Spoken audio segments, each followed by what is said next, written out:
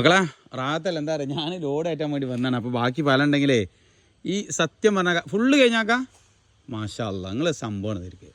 ഇനി ഈ പല ഇത് ഫുള്ളാണ് ഇറച്ചി. ഇങ്ങനത്തെ കുറച്ച് അതല്ലുള്ളൂ.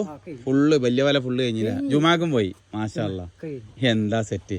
മക്കളാ എത്ര അറിയാം, 277 അടി അടിച്ച പാല ഫുള്ള് ഒരൊറ്റ ആൾ നിന്നിട്ട് ആണി പറിച്ച് വരുതിയും ചെയ്ത് വരുതിയാ കംപ്ലീറ്റ് ക്ലീനാക്കി.